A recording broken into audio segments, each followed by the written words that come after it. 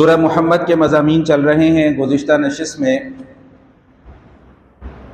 اس عنوان پر گفتگو کی جا رہی تھی کہ منافقین کا طرز عمل یہ تھا کہ وہ حضور علیہ الصلوۃ والسلام کی مجلس میں اول تو حاضر ہی نہیں ہوتے تھے، اگر دکھانے کے لیے حاضر ہو بھی جاتے تھے تو حضور علیہ الصلوۃ والسلام کی بات کو توجہ سے نہیں سنا کرتے تھے، اور بات کو توجہ سے سنتے بھی نہیں تھے۔ پھر جب باہر نکلتے تھے اور جب اہل ایمان سے ملتے تھے تو ان کو یہ تاثر دینے کی کوشش کرتے تھے کہ ہمیں حضور علیہ الصلوۃ والسلام سے بڑی چاہت ہے، ہم ان کی باتوں کو سننا چاہتے ہیں، یاد کرنا چاہتے ہیں۔ تو ایک دوسرے سے پھر سوال و جواب کیا کرتے تھے کہ جی حضرت نے کیا فرمایا، لیکن ان کا یہ پوچھنا سیکھنے کے لیے نہیں ہوتا تھا بلکہ بطور استہزاء ہوتا تھا، مذاق اڑانے کے لیے ہوتا تھا کہ ہم تو ان کی بات سنتے ہی نہیں ہیں۔ علماء کرام فرماتے ہیں کہ دین کی بات جہاں کہیں بھی ہو رہی ہو، جہاں بھی دین کی بات ہو رہی ہو، تو حضرت سفیان بن عیینہ رحمۃ اللہ تعالی علیہ، یہ امام ابو حنیفہ رحمۃ اللہ تعالی علیہ کے بھی اساتذہ میں سے ہیں، اتنی بڑی شخصیت ہیں۔ وہ فرماتے ہیں کہ جہاں کہیں بھی دین کی بات ہو رہی ہو تو بات کرنے والا تو بات کر کے اپنی ذمہ داری پوری کر ہی رہا ہے، لیکن جو بات کو سننے والے ہیں ان کے اوپر 5 ذمہ داریاں عائد ہوتی ہیں۔ سب سے پہلی ذمہ داری یہ عائد ہوتی ہے کہ جب کہیں دین کی بات ہو رہی ہو تو سننے والے کو یہ چاہیے کہ وہ غور سے بات کرنے والے کی بات کو سنے۔ یہ جو میں بار بار آپ لوگوں کو کہتا رہتا ہوں، توجہ میری طرف، توجہ میری طرف، توجہ میری طرف، یہ اسی لیے کیونکہ توجہ ہٹتی نہیں اور بات ادھر کی ادھر جاتی نہیں۔ تو سفیان رحمت اللہ تعالی علیہ کیا فرماتے ہیں کہ بھائی سننے والے کی سب سے پہلی ذمہ داری کیا ہے کہ وہ بات کو پوری کی پوری توجہ کے ساتھ سنے، غور کے ساتھ سنے۔ میں ہمیشہ آپ احباب کو بتایا کرتا ہوں، ہمارے جامعہ اشرفیہ کے ایک استاد تھے حضرت مولانا محمد یعقوب خان صاحب رحمۃ اللہ تعالی علیہ، اللہ پاک ان کی قبر پر کروڑوں رحمتیں نازل فرمائے۔ استاد جی ہمیں جب بھی درس ہوتا تھا تو ایک ہی بات سمجھایا کرتے تھے کہ بہت زیادہ توجہ کرو گے تو کچھ سمجھ میں آئے گا، اور کچھ توجہ کرو گے تو کچھ بھی سمجھ میں نہیں آئے گا۔ تو اس لیے بہت زیادہ توجہ کریں گے تو اتنی سی بات پلے پڑے گی، اور اگر بس ادھر ادھر کی توجہ رہی تو پھر وہ اتنی سی بات بھی پلے نہیں پڑے گی۔ تو حضرت سفیان رحمۃ اللہ تعالی علیہ کیا فرما رہے ہیں کہ سب سے پہلی ذمہ داری سننے والے کے اوپر کیا عائد ہوتی ہے کہ وہ بات کو پوری توجہ کے ساتھ سنے۔ دوسری ذمہ داری یہ عائد ہوتی ہے کہ بات کو سننے کے بعد اس کے اوپر غور کرے کہ کہنے والا کہہ کیا رہا ہے۔ تیسری ذمہ داری یہ عائد ہوتی ہے کہ اس بات کو پھر اپنے ذہن کے اندر بٹھا بھی لے کہ آج کہنے والے نے کیا بات کہی۔ چوتھی ذمہ داری یہ عائد ہوتی ہے کہ جو کہا گیا، جو سنا گیا، اس پر عمل کرنے کی کوشش کرے۔ اور پانچویں ذمہ داری یہ عائد ہوتی ہے کہ اس بات کو پھر آگے بھی پہنچائے۔ تو یہ سننے والے کی ذمہ داری ہے جہاں کہیں بھی دین کی بات ہو رہی ہو۔ تو منافقین کا طرز عمل کیا تھا کہ بات توجہ سے سنتے بھی نہیں تھے، بات کو آگے پہنچاتے بھی نہیں تھے، بات کے اندر غور اور فکر اور تدبر بھی نہیں کیا کرتے تھے، عمل تو خیر تھا ہی نہیں، اور الٹا استہزاء کیا کرتے تھے کہ جی کیا فرمایا جی حضرت صاحب نے ابھی تھوڑی دیر پہلے حضرت کیا بات کر رہے ہیں۔ میں اسی لیے ہمیشہ اس موقع پہ یہ بات دہرایا کرتا ہوں، ہمیشہ کے لیے ہمیشہ دہرایا کرتا ہوں، جب بھی موقع ملے گا پھر دہراؤں گا کہ یہ بالکل معذرت کے ساتھ میرا کہنے کا وہ مقصد نہیں ہے اور کوئی اس بات کو کسی غلط سینس میں بھی نہ لے کر جائے، لیکن ہمارا طرز عمل بھی کچھ ان سے مختلف نہیں ہے۔ ہم بھی دین کی بات وہی سننا چاہتے ہیں اور وہیں سے سننا چاہتے ہیں جو ہماری مرضی کے مطابق ہو، جو ہماری پسند کے مطابق ہو۔ جہاں پر دین کی بات ہماری پسند کے مطابق نہ ہو، جہاں دین کی بات کرنے والا ہماری باتوں کی رعایت نہ کرے، ہمارے مزاج کی رعایت نہ کرے، نہ ہمیں اس کی بات اچھی لگتی ہے اور نہ ہمیں اس کا بات کرنے کا انداز اچھا لگتا ہے۔ ہمارے یہاں ایک مصیبت اور بھی یہ ہو گئی کہ دین کی بات بھی ہم نے ایک برانڈ کا لیبل لگا دیا۔ جیسے کپڑے ہم برانڈڈ پہنتے ہیں نا، گاڑیاں ہم برانڈڈ استعمال کرتے ہیں، گھڑیاں برانڈڈ ہم استعمال کرتے ہیں، ہم نے دین کے معاملے کے اندر بھی یہ برانڈ والا معاملہ کر دیا۔ جی فلاں برانڈ ہے اس کی بات سنو، فلاں نان برانڈڈ ہے اس کی بات سننے کی ضرورت نہیں ہے، حالانکہ وہ جو نان برانڈڈ ہے وہ برانڈڈ سے زیادہ اچھی بات کر رہا ہوگا، زیادہ اخلاص کے ساتھ بات کر رہا ہوگا، لیکن دین کے معاملے میں بھی ہم نے اپنی اس بد مزاجی کو گھسا دیا ہوا کہ جو مشہور ہے بس اس کی بات سنو، جو مشہور نہیں ہے اس کی بات نہ سنو۔ تو یہاں پر قرآن کریم میں سورہ محمد کے اندر اسی مضمون کو بیان کیا گیا، اور آخر میں جو ان کی سزا بیان کی گئی ہے وہ قابل توجہ ہے۔ اولئک الذین طبع اللہ علی قلوبہم واتبعوا اہواءہم، اللہ تعالیٰ نے ان کے دلوں کے اوپر مہر لگا دی ہے۔ میں نے پہلے بھی کسی موقع پہ یہ بات عرض کی تھی کہ جا کے ای سی جی کروا لیں، الٹرا ساؤنڈ کروا لیں، اینجیوگرافی کروا لیں، کچھ بھی کروا لیں، کسی ٹیسٹ میں آپ کو دل کے اوپر مہر لگی ہوئی نظر نہیں آئے گی۔ تو پھر یہ دل کے اوپر مہر لگے ہونے کا مطلب کیا ہے؟ دل کے اوپر مہر لگے ہونے کا مطلب یہ ہے کہ اللہ تعالیٰ اس دل میں سے حق قبول کرنے کی صلاحیت کو ہی ختم کر دیتے ہیں، پھر اس سے صحیح بات صحیح نہیں لگتی اور غلط بات غلط نہیں لگتی۔ یہ اس طرز عمل کا نتیجہ ہے جو ان منافقین نے اختیار کیا ہوا تھا۔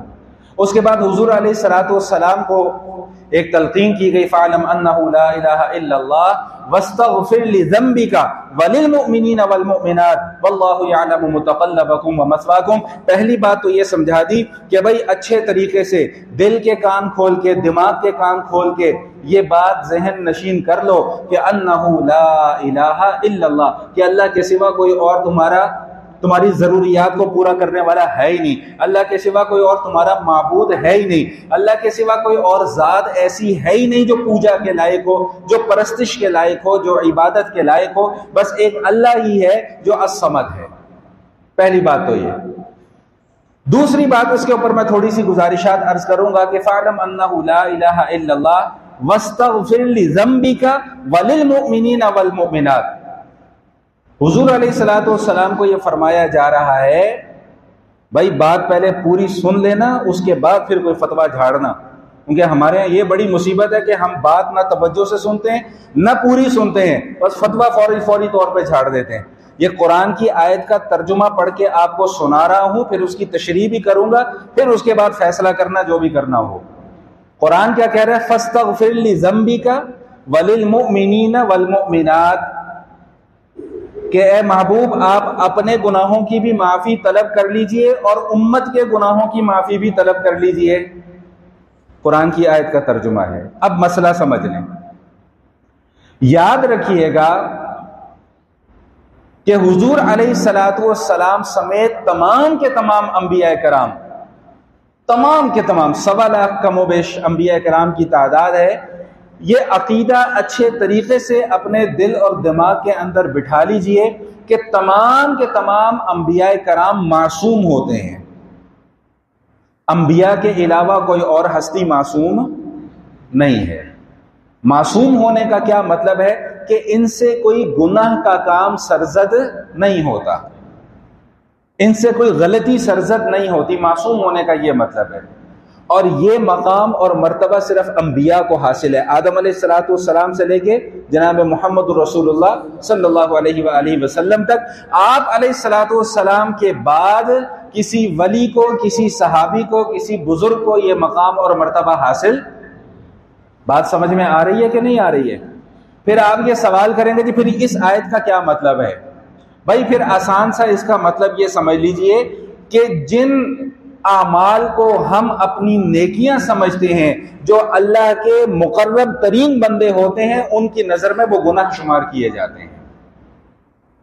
چھوٹے چھوٹے معاملات جو ہماری نظر میں بڑی نیکی ہوتی ہے، لیکن حسنات الابرار سیئات المقربین، یہ ایک مقولہ ہے کسی بزرگ کا، کسی اللہ والے کا، جو نیک لوگوں کی نیکیاں ہوتی ہیں وہ جو اللہ کے مقرب ہوتے ہیں ان کے نزدیک وہ گناہ شمار کیے جاتے ہیں۔ اور آسان لفظوں میں سمجھا دیتا ہوں، آپ ایک کلاس میں جا کر بیٹھتے ہیں،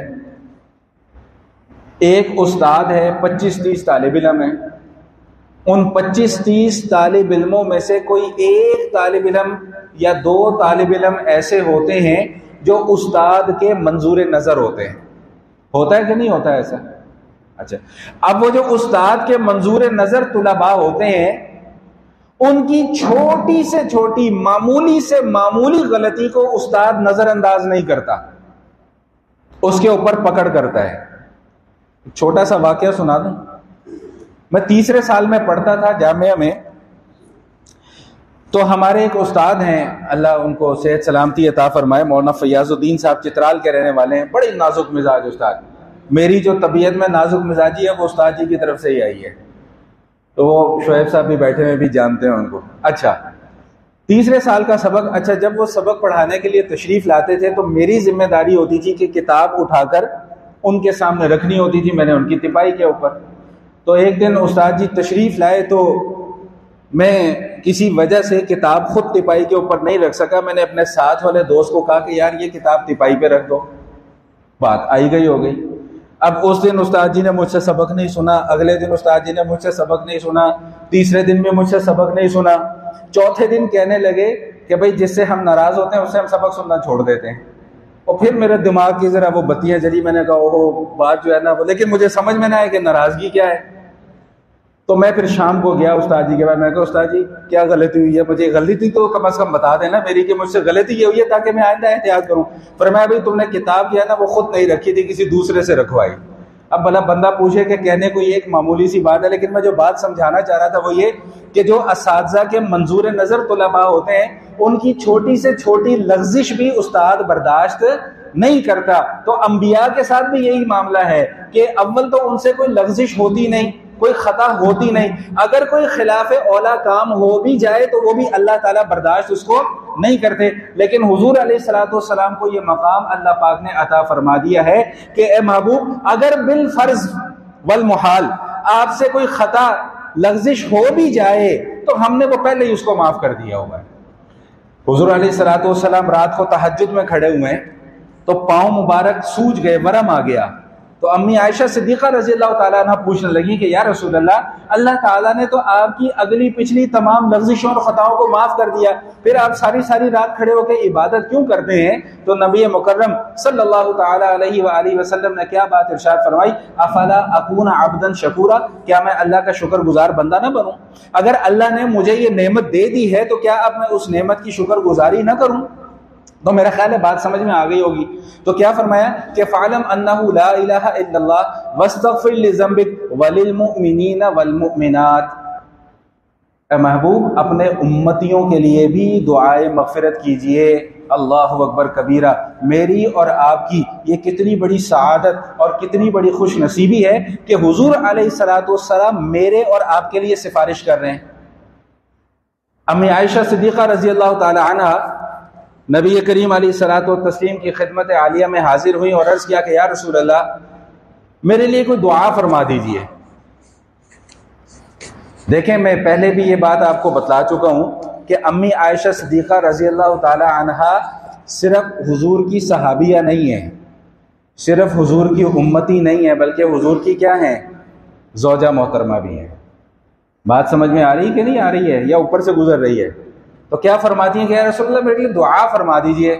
اچھا حضور علیہ الصلوۃ والسلام دعا کیا فرما رہے ہیں؟ یا اللہ عائشہ کے اگلے پچھلے صغیرہ کبیرہ سارے گناہوں کو معاف فرما.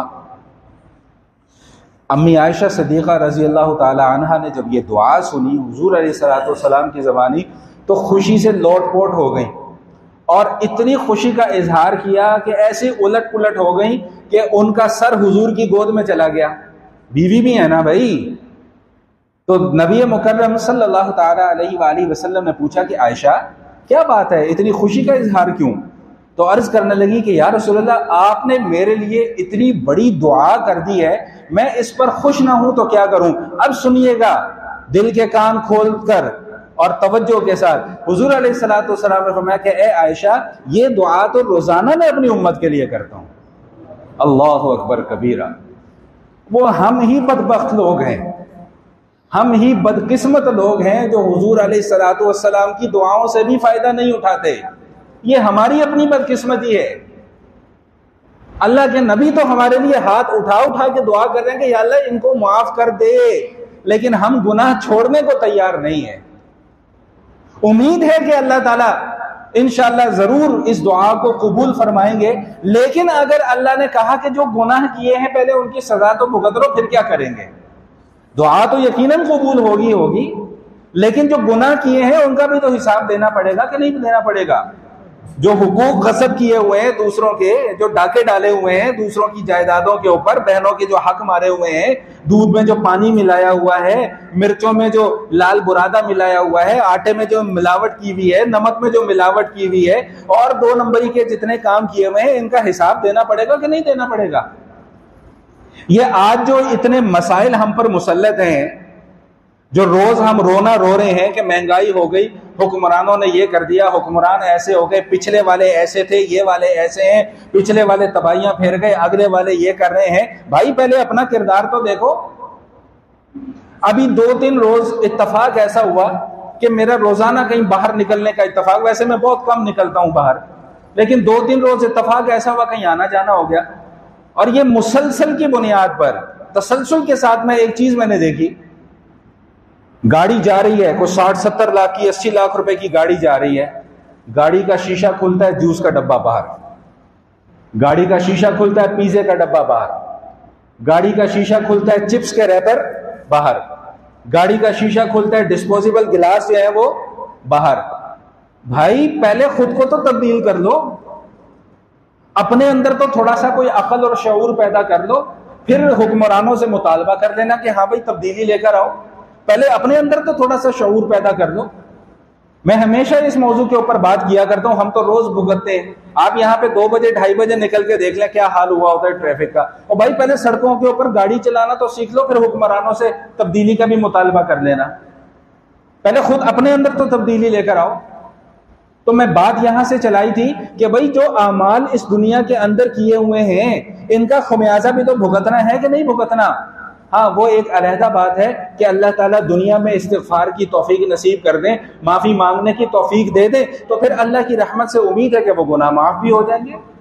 حضور علیہ الصلوۃ والسلام ارشاد فرماتے طوبیٰ لمن وجد فی صحیفتہ استغفارا کثیرا، خوشخبری ہے اس شخص کے لیے جس کے نامہ اعمال میں کثرت کے ساتھ استغفار موجود ہو۔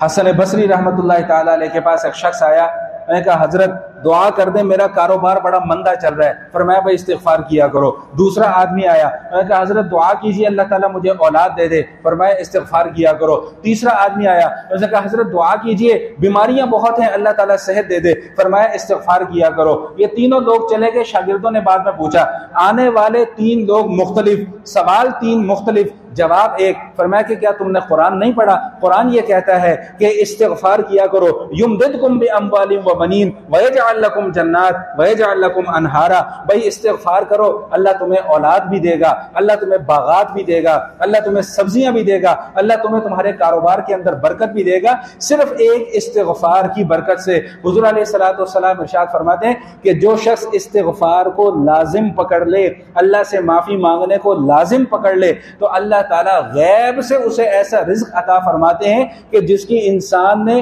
کبھی سوچا بھی نہیں ہوتا کہ یہ رزق میرے پاس آ کہاں سے رہا ہے۔ شیطان اپنے چمچوں کھرچوں کو لے کر اکٹھا ہوتا ہے، اور ان سے جب ان کی کارگزاری سنتا ہے تو پھر ان سے ایک سوال یہ کرتا ہے کہ جو لوگ استغفار کرتے ہیں، اللہ سے مغفرت طلب کرتے ہیں، اللہ سے معافی مانگ لیتے ہیں، تم لوگوں نے ان کا بھی کوئی علاج کیا کہ نہیں کیا؟ یہ شیطان اپنے چمچوں کھرچوں سے کہتا ہے، حدیث کا مفہوم آپ کو سنا رہا ہوں۔ تو وہ کہتے ہیں جی یہ استغفار کا معاملہ تو براہ راست بندے کا اور اللہ کا معاملہ ہے، ہم اس میں کیا کر سکتے ہیں؟ ہم استغفار کی وجہ سے بندے کو ہلاک نہیں کر سکتے، وہ استغفار کر کے اپنی جان بچا لیتا ہے۔ تو پھر شیطان یہ کہتا ہے کہ 2 چیزوں نے مجھے ہلاک کر دیا، ایک لا الہ الا اللہ نے مجھے ہلاک کر دیا، ایک لوگوں کے استغفار کی کثرت نے مجھے ہلاک کر دیا۔ پھر کہتا ہے کہ میں اب ان کو ایسے کاموں میں لگا دوں گا جو گناہ کے کام ہوں گے، لیکن یہ لوگ ان کو گناہ کے کام سمجھ کے کریں گے نہیں، یہ نیکی کے کام سمجھ کے کرتے رہیں گے، لیکن ہوں گے وہ گناہ کے کام۔ ایسے ایسے کاموں میں لگا دوں گا، پھر میں دیکھتا ہوں کہ یہ مجھ سے کیسے جان چھڑاتے ہیں۔ حدیث شریف میں آتا ہے کہ جب شیطان کو اللہ پاک نے جنت سے سے نکالا، راندہ درگاہ قرار دیا، تو اس نے اللہ میاں کو ایک چیلنج کیا کہ یا اللہ تیرے بندوں کو آگے سے، پیچھے سے، اوپر سے، نیچے سے، ہر جگہ سے، دائیں سے بائیں سے، اوپر سے نہیں، آگے سے، پیچھے سے، دائیں سے بائیں سے، جہاں سے مجھے موقع ملے گا بندوں کو گمراہ کرنے کی کوشش کرتا رہوں گا۔ اللہ پاک نے بھی ایک وعدہ فرما لیا کہ جب تک ان کے جسم میں جان ہے یہ مجھ سے استغفار کرتے رہیں گے، میں ان کے گناہ معاف کرتا رہوں گا۔ لوگ پریشان ہو جاتے ہیں، جی ہم بار بار استغفار کرتے ہیں، بار بار ہم سے گناہ ہو جاتا ہے، کوئی بات نہیں، اس میں پریشانی والی کیا بات ہے؟ بیمار ہوتے ہیں تو بار بار ڈاکٹر کے پاس جاتے ہیں کہ نہیں جاتے؟ کیوں بھائی؟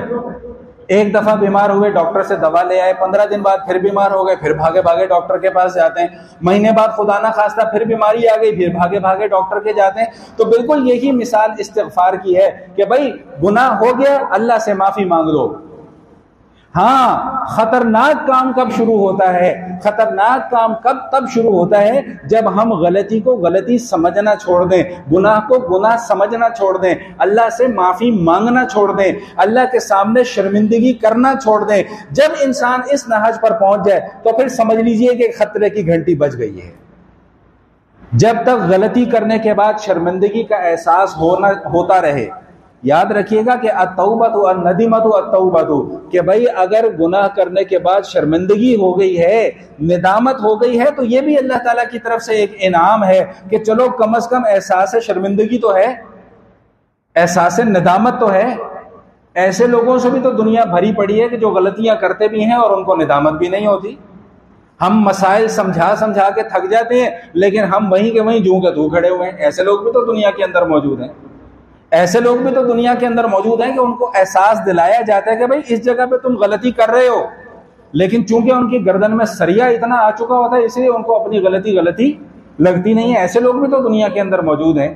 تو اگر غلطی کرنے پر شرمندگی ہو جاتی ہے، احساس ندامت ہو جاتا ہے، تو یاد رکھیے گا کہ یہ بھی اللہ تعالیٰ کی بہت بڑی نعمت ہے۔ اور اس ندامت کا احساس ہونے کے بعد صرف بندہ ایک مرتبہ یہ کہہ لے یا اللہ معاف فرما دے، یا اللہ معاف فرما دے۔ یاد رکھیے گا کہ خدا کی قسم اللہ تعالیٰ حرف غلط کی طرح سے اس گناہ کو نامہ اعمال میں سے مٹا دیا کرتے ہیں۔ یہ میں کوئی چسکے لینے والی باتیں آپ کو نہیں بتا رہا، جو قرآن اور سنت کے اندر جو چیزیں بیان ہوئی ہیں وہ آپ کو بتا رہا ہوں۔ صرف ایک حدیث اور سناتا ہوں، پھر بات کو آگے چلاتا ہوں۔ حضور علیہ الصلوۃ والسلام ارشاد فرماتے ہیں کل بنی آدم خطاؤون وخیر الخطائین التوابون، بھائی ہر انسان خطا کار ہے، ہر انسان سے غلطیاں ہوتی ہیں، منزہ کوئی بھی نہیں ہے، پاکیزہ کوئی بھی نہیں ہے۔ اگر کوئی شخص یہ کہے کہ جی بس میں سب کچھ ہوں، میں پاکیزہ ہوں، باقی سب لوگ غلط ہیں، تو وہ دنیا کا سب سے بڑا بے وقوف ہے۔ اس سے بڑا دنیا کے اندر بے وقوف کوئی نہیں پایا جاتا۔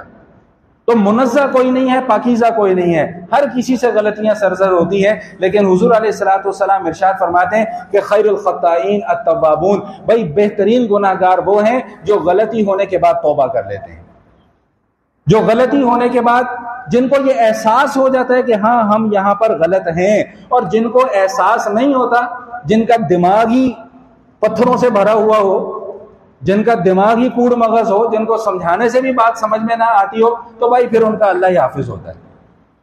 ہمارے اساتذہ ایک اصطلاح استعمال کیا کرتے تھے ایسے شاگردوں کے لیے کہ جن کو 50 مرتبہ بھی سمجھانے پہ کوئی بات سمجھ میں نہیں آتی تھی نا، تو ان کے لیے ایک اصطلاح استعمال کرتے تھے کہ یہ مرفوع القلم ہے۔ مرفوع القلم کا مطلب کہ ان سے قلم اٹھا لیا گیا ہے۔ تو ہمارے ہاں بھی کچھ ایسے مرفوع القلم پائے جاتے ہیں جن کو 50,000 مرتبہ کوئی بات سمجھا دو لیکن بات سمجھ میں آتی نہیں ہے۔ خیر، بات کو آگے لے کے چلتے ہیں۔ تو سورہ محمد کے مضامین چل رہے تھے۔ یاد رکھیے گا ایک بات اور بھی، بس آخری بات اب میں کر رہا ہوں مضامین تاکہ ہمارے مکمل ہوں۔ آغاز میں بالکل میں کئی مرتبہ یہ بات آپ کے سامنے کر چکا ہوں کہ قرآن کریم کی صورتیں جو ہیں وہ ان کی تقسیم دو طرح سے ہے، بعض مکی صورتیں ہیں، بعض مدنی صورتیں ہیں۔ مکی صورتوں سے مراد وہ صورتیں ہوتی ہیں جو ہجرت سے پہلے نازل ہوئی، مدنی صورتوں سے مراد وہ صورتیں ہوتی ہیں جو ہجرت کے، بھئی توجہ میری طرف ہے کہ نہیں ہے؟ ابھی شروع میں نے کیا کہا تھا کہ بھئی سننے والوں کی 5 ذمہ داریاں ہیں، یہ میں نہیں کہہ رہا، سفیان بن عیینہ کہہ رہے ہیں، تو اس لیے ان ذمہ داریوں کو نبھائیں۔ میں اپنی ذمہ داری پوری کر رہا ہوں، آپ اپنی ذمہ داری نبھائیں۔ 5 ذمہ داریاں دوبارہ دہرا رہا ہوں تاکہ جس نے نہیں سنا وہ بھی سن لے۔ بھائی سب سے پہلی ذمہ داری بات توجہ سے سنیں، ورنہ کوئی فائدہ نہیں ہوگا آنے کا۔ دوسری ذمہ داری جو سنا ہے اس کے اوپر غور کریں کہ کہنے والے نے کیا کہا ہے. تیسری ذمہ داری اپنے ذہن کے اندر بٹھائیں. چوتھی ذمہ داری اس کے اوپر عمل کریں. اور پانچویں ذمہ داری آگے پہنچائیں. یہ نہیں ہوتا کہ بات کرنے والا ادھر بات کر رہے ہیں, ہم کبھی گھڑی دیکھ رہے ہیں, ہم کبھی پنکھا دیکھ رہے ہیں, ہم کبھی اے سی دیکھ رہے ہیں. نہیں, توجہ میری طرف رکھیں. بات سمجھ میں آ گئی؟ تو میں یہ عرض کر رہا تھا کہ دو طرح کی صورتیں, مکی صورتیں, مدنی صورتیں. مکی صورتیں وہ جو ہجرت سے پہلے نازل ہوئی, مدنی صورتیں وہ جو ہجرت کے بعد نازل ہوئی. حضور علیہ الصلوۃ والسلام کی نبوت والی زندگی کے بھی دو ادوار ہیں, ایک مکی دور ہے, ایک بولیں بھائی مدنی دور. مکی دور میں کفار مظالم بھی کر رہے ہیں, سب کچھ کر رہے ہیں, لیکن مسلمانوں کو کفار سے مقابلہ کرنے کی اجازت نہیں تھی. جب حضور علیہ الصلوۃ والسلام مدینہ تشریف لے آئے تو اب مسلمانوں کو اجازت دے دی گئی کہ اگر اب یہ تمہارے ساتھ کوئی پنگے بازی کریں تو اینٹ کا جواب پتھر سے دینا ہے. جس کے نتیجے میں سب سے پہلا غزوہ رونما ہوا, غزوہ بدر. مسلمان یہ تمنا کیا کرتے تھے, جو مخلص مسلمان صحابہ کرام جو تھے وہ یہ تمنا کیا کرتے تھے کہ اللہ کی طرف سے کوئی جہاد کا, کوئی قتال کا حکم نازل کیوں نہیں ہوتا, تاکہ ہم ان کو ان کی اوقات یاد کریں, ان کفار کو, ان بت پرستوں کو, ان مشرکین کو. اور جب اللہ تعالیٰ کی طرف سے جہاد کے اور قتال کے احکام نازل ہونا شروع ہو گئے تو پھر دو طبقے ہو گئے, ایک مخلص مسلمانوں کا, ایک منافقین کا. منافقین علیحدہ ہو گئے. یہ منافق کون لوگ تھے اس پر پہلے بھی کئی مرتبہ بات ہو چکی ہے, آپ بھی اچھے طریقے سے سمجھتے ہیں. میں بات کو دوبارہ دہرا رہا ہوں یاد دہانی کے لیے کہ یہ وہ طبقہ ہوتا ہے جن کا ظاہر اور باطن ایک جیسا نہیں ہوتا. ظاہر میں جھک جھک کر ملیں گے, خوشامد کریں گے, چاپلوسی کریں گے, لیکن یہاں پر خباثت چھپی ہوئی ہوگی, یہاں پر زہر ہوگا, زہر بھرا ہوا ہوگا کہ جب ہمیں موقع ملے ہم اس زہر کو کسی طریقے سے باہر نکالیں. منافقین کا بھی یہی حال تھا. اس ظاہر میں جی ہم آپ کے ساتھ ہیں, جی ہم تو کلمہ گو مسلمان ہیں, ہم تو مسلمانوں کے حامی ہیں, ہم تو آپ کے تربیت یافتہ ہیں, ہمارا شمار تو آپ کے صحابہ میں ہونا چاہیے. صحابہ کی بات نہیں کر رہا, منافقین کی بات کر رہا ہوں. یاد رکھیے گا ہمیشہ کے لیے, لوگ بہت گمراہ کر رہے ہیں آج کل صحابہ کا نام لے کر. صحابہ ہیں, ان کا کوئی مقابلہ بولو بھائی نہیں کر سکتا, ان کے مقام کو کوئی نہیں پہنچ سکتا. وہ ہمارے سروں کے تاج ہیں, ان سے محبت ہمارا ایمان ہے, ان سے بغض کفر ہے. یاد رکھیے گا اچھے طریقے سے, چاہے سخت لگے بات, چاہے جیسی مرضی لگے, لیکن حق یہی ہے. تو منافقین کا طرز عمل کیا تھا کہ ادھر ظاہری طور پہ مسلمانوں کی حمایت کرنی اور اندر کھاتے مسلمانوں کی جڑیں کاٹنی. اب جب قتال اور جہاد کے احکام نازل ہو جاتے تھے تو سب سے پہلے جو تکلیف ہوتی تھی وہ منافقین کو ہوتی تھی. دیکھیے قرآن نے کتنا زبردست فارمولہ بیان کر دیا. آج بھی اگر منافق کو کسی کو پہچاننا ہو تو اس کے سامنے قرآن کریم کی یہ آیات پڑھ دیں, جہاد کی آیات پڑھ دیں, قتال فی سبیل اللہ کی آیات پڑھ دیں, خود بخود پتہ چل جائے گا کہ ایمان والا کون ہے اور نفاق والا کون ہے. میں ہمیشہ ایک بات دہرایا کرتا ہوں, آج پھر میں دہرا رہا ہوں کہ ہم اگر دین کا کام نہیں کر سکتے یا نہیں کر رہے, یا ہمارے اندر اتنی طاقت نہیں ہے, یا ہمارے اندر اتنی استطاعت نہیں ہے, تو خدا کا واسطہ ہے دین کا کام کرنے والوں کی مخالفت نہ کیا کریں. اگر ان کے شانہ بشانہ نہیں کھڑے ہو سکتے تو کم از کم ان کی مخالفت سے اپنی زبانوں کو بند رکھیں. کیا پتا وہ اللہ کے ہاں ان کا کیا مقام اور کیا مرتبہ ہو, اور ان کی مخالفت کی وجہ سے ہمارا ایمان نہ کہیں برباد ہو جائے.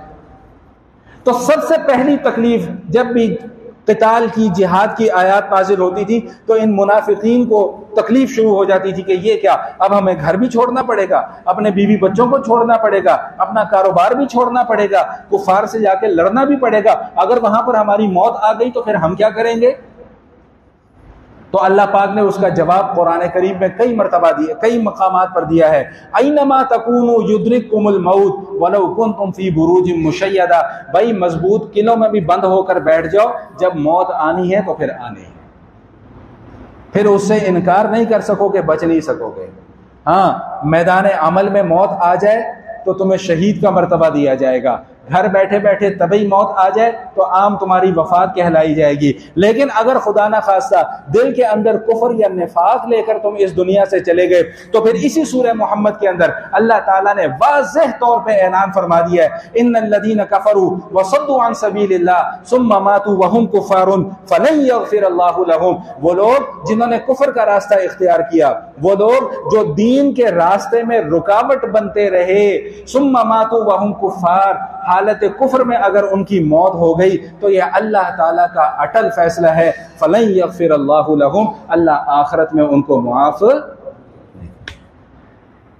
دو باتیں ہیں یاد رکھیے گا ہمیشہ ہمیشہ ہمیشہ، ایمان کے ساتھ اگر موت ہو گئی، ایمان کے ساتھ اگر قبر میں چلے گئے، من مات انہ یعلم لا الہ الا اللہ دخل الجنہ، حضور علیہ الصلوۃ والسلام ارشاد فرماتے ہیں، اللہ کمی بیشی معاف فرمائے، کہ جس شخص کی موت اس حالت میں ہوئی ہو کہ وہ لا الہ الا اللہ پر ایمان رکھتا ہو تو دخل الجنہ، وہ جنت کے اندر داخل ہوگا۔ تو یاد رکھیے گا کہ اگر ایمان پر موت ہو گئی، اعمال میں اگر کچھ کمزوری بھی ہوئی تو امید ہے کہ اللہ اس کو معاف فرما دیں گے، لیکن اگر خدا نہ خواستہ کفر پر یا شرک پر موت ہو گئی تو آخرت میں پھر اس کی قطعی طور پہ کوئی معافی نہیں، قطعی طور پہ۔ قرآن نے یہ فیصلہ اٹل دو ٹوک واضح الفاظ میں فرما دیا۔ ہاں ایک بات اور مجھے یاد آ گئی، 2-3 منٹ کے لیے، اگر میری تقریر ختم ہو گئی بھی ہے، ایک بات اچانک مجھے یاد آ گئی، اس پر میں تھوڑی سی بات کر دوں۔ یہ کچھ عرصے سے نا ایک بڑی ہوا چلی ہوئی ہے، کوئی بڑی شخصیت کا انتقال ہو جائے اور وہ غیر مسلم ہو، چاہے وہ گلوکار ہی کیوں نہ ہو، چاہے وہ اداکار ہی کیوں نہ ہو، چاہے وہ فنکار ہی کیوں نہ ہو، اور ہماری عوام پاگل ہو جاتی ہے۔ کچھ عرصہ پہلے ایک ہندو گلوکارہ بہت بڑی، اس کا انتقال ہو گیا، عوام ہماری پاگل ہو گئی، جیسے پتہ نہیں، اللہ معاف فرمائے، بھائی برا نہ محسوس کرنا، آپ کو نہیں کہہ رہا، ان لوگوں کے لیے لفظ استعمال کرنا، جیسے پتہ نہیں ان کی ماں مر گئی ہو۔ ابھی 2-4 روز 5 روز پہلے ایک اور گلوکار کو گولیاں مار کے قتل کر دیا گیا، ایسا لگ رہا ہے کہ جیسے پتہ نہیں کچھ سارا کا سارا بوجھ پاکستانی عوام پہ آ پڑا ہوا ہے۔ لا حول ولا قوت الا باللہ، یار خدا کا خوف ہی ہمارے اندر سے ختم ہو گیا ہوا۔ جتنے جوش کا، جتنے جذبے کا اظہار ہم ان ہندوؤں کے مرنے کے اوپر کر رہے ہیں، ذرا ٹھنڈے دل سے سوچئے گا کہ کبھی اتنی ہمدردی ہم نے شام کے مسلمانوں کے ساتھ دکھائی؟ کبھی اتنی ہمدردی کا اظہار ہم نے کشمیر کے مسلمانوں کے ساتھ کیا؟ کبھی اتنی ہمدردی کا اظہار ہم نے فلسطین کے مسلمانوں کے ساتھ کیا؟ وہ ایک جاہل اور احمق نے ایک پوسٹ لگائی ہوئی تھی کہ جی مذہب کیا جی، مسلک کیا جی، فلاں کیا جی، جوان تو کسی کا بھی مر جائے تو اس کی ماں کو دکھ ہوتا ہے، کیوں نہیں ہوتا دکھ، ہمیں بھی دکھ ہوتا ہے، لیکن اس دکھ کا اظہار فلسطین کے نوجوانوں کے لیے بھی تو کرو نا، کشمیر کے نوجوانوں کے لیے بھی کرو نا، شام کے نوجوانوں کے لیے بھی کرو نا، آذربائیجان کے نوجوانوں کے لیے بھی کرو۔ جہاں جہاں کہیں بھی مسلمانوں پر ظلم ہو رہا ہے ان کے ساتھ کچھ تو اپنی ہمدردی کا اظہار کرو، یا ساری ہمدردیاں صرف انہی لوگوں کے لیے رکھی ہوئی ہیں جنہوں نے تمہارے آباء و اجداد کو گاجر مولی کی طرح کاٹا، ان کے لیے آج بھی تم اپنی ہمدردیاں دکھاتے ہو، شرم نہیں آتی؟ ذرا پوچھئے گا اپنے بزرگوں سے جا کر کے پاکستان کیسے بنا ہے، کیسے سکھوں نے ہماری ماؤں کو، ہماری بہنوں کو، ہمارے بزرگوں کو کاٹ کاٹ کے ڈالا، کیسے ہندوؤں نے، کیسے جو ٹرینیں وہاں سے لد لد کر آتی تھی، کسی کا ہاتھ کٹا ہوتا تھا، کسی کے پاؤں کٹے ہوتے، جا کے پوچھے ذرا اپنے بزرگوں سے، ان کے لیے اتنی ہمدردیاں، یار خدا کا خوف نہیں ہے ہمارے اندر؟ ہمارا رشتہ کلمے کی بنیاد پر ہے، جو کلمہ پڑھے گا وہ ہمارا بھائی ہے، جو کلمہ نہیں پڑھتا اس سے ہمارا انسانیت کا بس اس حد تک تعلق ہے جس حد تک دین ہمارا انسانیت اختیار کرنے کی اجازت دیتا ہے۔ یہ محبت محبت محبت محبت اتنی کرو بھائی جتنی ہضم ہو سکتی ہے، جتنا ہمارا دین ہمیں اجازت دے رہا ہے، اس سے آگے جہاں ہمارا دین ہمیں اجازت نہیں دیتا وہاں پر اپنی زبانوں کو بند کر لیں۔ تقریر میری ختم ہو گئی ہے، 2 اعلان کرنے، اس کے بعد پھر بات کو آگے چلاتا ہوں۔ بھائی ایک اعلان تو یہ ہے کہ پچھلے جمعے یا جمعرات کو کسی صاحب کی مسجد میں گھڑی رہ گئی ہے، گھڑی، وہ گھڑی میرے پاس ہے، جن صاحب کی ہو وہ میرے پاس آئیں جمعے کے بعد اور نشانی بتلا کے لے جائیں۔ وہ پیسے، ہاں اور بولنا ضروری ہے کتنے پیسے ہیں وہ تو کوئی بھی اٹھ کے کھڑا ہو جائے گا جی اتنے پیسے ہیں اچھا بھائی کچھ پیسے بھی ہیں تو وہ قاری ابرار صاحب کے پاس ہیں، اگر وہ پچھلے جمعے کسی صاحب نے دیے تھے تو وہ جن صاحب کے ہوں وہ قاری ابرار صاحب سے جو ہے وہ رابطہ کر لیں۔ اور دوسرا اعلان بھائی، وہ دوسرا اعلان زیادہ تر مقامی حضرات کے لیے ہے، اور باہر والے بھی اگر شرکت کرنا چاہیں، ہماری مسجد میں 2003 میں ہم نے ایک درس قرآن پاک کا سلسلہ شروع کیا تھا، جو 2014 میں ہم نے الحمدللہ بالاستیعاب الحمد سے لے کے والناس تک اس قرآن پاک کو مکمل کیا، پھر شروع کیا، پھر یہ کووڈ آ گیا اور یہ ہو گیا وہ ہو گیا، پھر وہ سلسلہ منقطع ہو گیا۔ پچھلے جمعے سے ہم نے دوبارہ اس سلسلے کا آغاز کیا ہے۔ ہر جمعے کے دن عشاء کی نماز کے بعد 15 سے 20 منٹ کا درس قرآن کریم ہے۔ 4 پارے ہمارے ہو چکے ہیں، آج انشاءاللہ 5ویں پارے سے ہم نے اس درس کا دوبارہ سے آغاز کرنا ہے۔ تو جو احباب آسانی سے شرکت فرما سکتے ہیں تو یو آر موسٹ ویلکم، انشاءاللہ بڑی خوشی ہوگی اور اجر بھی ملے گا۔ وآخر دعوانا الحمدللہ رب العالمین۔